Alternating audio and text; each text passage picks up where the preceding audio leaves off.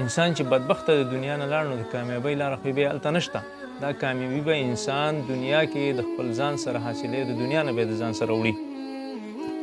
یو په هغې کې هغه وایي چې قسوة القلب، د انسان د زړه دا سخوالی.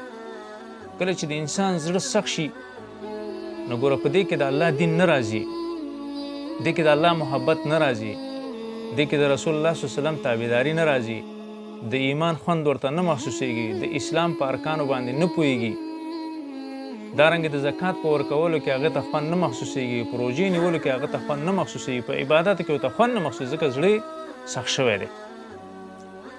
دویم د بدبخته انسان علامه و جمود العین، کله چې د انسان سترګه وچی او د الله د یېرې چېرته دا ونه جاړي. کوم انسان ګوره یو حدیث کې نبي علیه السلام فرمایي چې د قیامت په ورځ به اووه کسان داسي چې د رب العالمین د عرش د سوري لاندې به ولاړ. یو به هغه انسان چې هغه د الله د یېرې جدا شوی دی د نورو خلکو نه او د الله د یېرې جاړي، سترګو نه اوښکې روانې دي.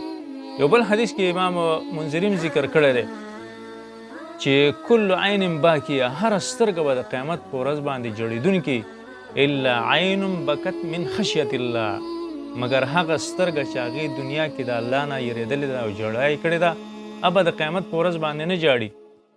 نور به د تمامو انسانانو د سترګو نه اوښکې روانې. اوس د هر انسان سوچ وکړي چې یاره په ما باندې په دې دنیا کې داسې وخت راغلی دی چې زه چېرته ځان له شوی یم، ما جړا کړې ده او د الله د عذابونو نه یېرېدلی یم، چېرته مې دا امر رایاد کړی دی چې د هغې د ذوالقدم د تکلیفونو نه د دې نه یېرېدلی یم او زما په دې زړه کې جړا راغلې ده، سترګو نه مې اوښکې راغلي دي.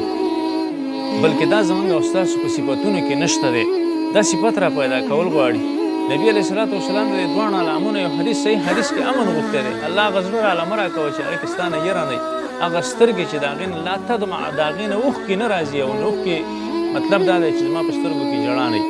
نو کله چې مؤمن انسان ځان له کیني نو دارنګې د ځانلیوالو وجه به دا شي چې هغه ځان له کیني او دا د خپل ګناهونو رعایت کړي، خپل مرګ هم رعایت کړي، د خپل قبر هم رعایت کړي، خپل ذوالقدم هم رعایت کړي چې دا حالات په ما باندې راروان دي، ذوالقدم به مې شروع کېږي، هغې کې تکلیفونه، د قبر منظرونه، د هغې کې تکلیفونه، میدان محشر هغې کې تکلیفونه دا رعایت کړي، نو ته به هله مؤمن یې او ته به بیا هله وژاړې چې دا ستا په صفت کې نشته دی، دا ستا په ایمان کې نشته دی.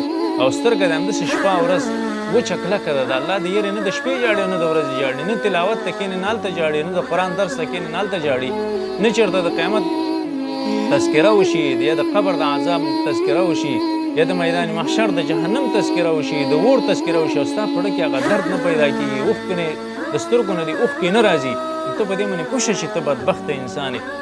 دریم صفت د بدبخته انسان علامه ده چې وقلة الحیا. کوم انسان کې چې حیا کمه، نن زموږ او ستاسو سترګو نه بلکل حیا تلې ده، زموږ او ستاسو په سترګو کې حیا نشته، زموږ او ستاسو هغه ایماني حیا زموږ او ستاسو نه ختمه شوې ده. لار ته وځو، زموږ او ستاسو په بازار کې کومه زندګي ده، که یاره موبایل ته ناست یې زموږ او ستاسو هغې کې کومه زندګي ده. حیا من کې حیا شته، من کې د الله نه حیا شته. نبي علیه السلام خو یو حدیث کې صحابو ته ویلی استحیوا من الله حق الحیا، د الله نه حق حیا په ځان کې را پیدا کړئ. او د حق حیا دپاره نبي علیه السلام دا ویلي چې الله دله دا ګېډه درکړله وما وعا، او هغه څه چې د دې ګېډې سره یې تعلق دي، ښې دي، دارنګې ستا شرمګاه ده، الله دله دا سر درکړلی وما وعا، او هغه څه چې د دې سر پورې تعلق دي، سترګې دي، ژبه ده، غوږونه دي، لاسونه دي، دا ستا صحیح استعمال. نو فقد استحیا من الله حق الحیا، کله چې انسان دا صحیح استعمالوي نو په دې کې رښتیا حیا ده. او دا صفت د حیا په عثمان رضی الله تعالی عنه کې ډېر ښایسته صفت د حیا پروت و. رسول الله صلی الله علیه وسلم یو ورځ ناست دی خپل کور کې او دارنګې د هغې د خپې دا پوندۍ ښکاره کېدله، دروازه ټک ټک شوله، نبي علیه السلام وایي څوک دی ورشه یې وګورئ، وایي چې وکتل ابوبکر صدیق دی، وایي اجازه وله ورکوئ، بیا وایي وګورئ، بیا دروازه ټک ټک څوک دی، عمر دی، هغه له هم اجازه ورکوئ، درېیم کرت دروازه ټک ټک شوله څوک دی، ویلې عثمان رضی الله عنه دی. نبي علیه السلام زر خپله خپه پټه کړه. عایشه رضی الله عنها ورته ویل یا رسول الله ابوبکر زما پلار راغی، د حبسې پلار عمر رضی الله عنه راغی او تا خپه نه پټوله، او اوس چې د عثمان خبره دې واورېدله د زوموالۍ د وجې نه د هغې نه دا خپه پټې. هغې نبي علیه السلام ورته ویل عایشې عثمان هغه انسان دی، هغه شخصیت دی چې د نه په اسمان کې ملایکې حیا کوي، نو زه ترې نه ځکه حیا کوم. دقسې حیا زموږ او ستاسو دپاره پکار ده چې موږ او تاسو کې حیا راشي.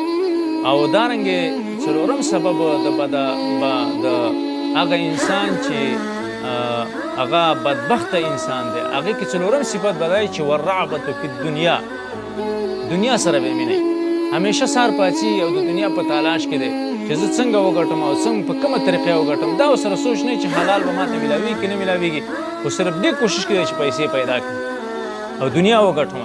او دارنګې پنځم صفت هغه د بدبخته انسان دا دی چې وطول العمل.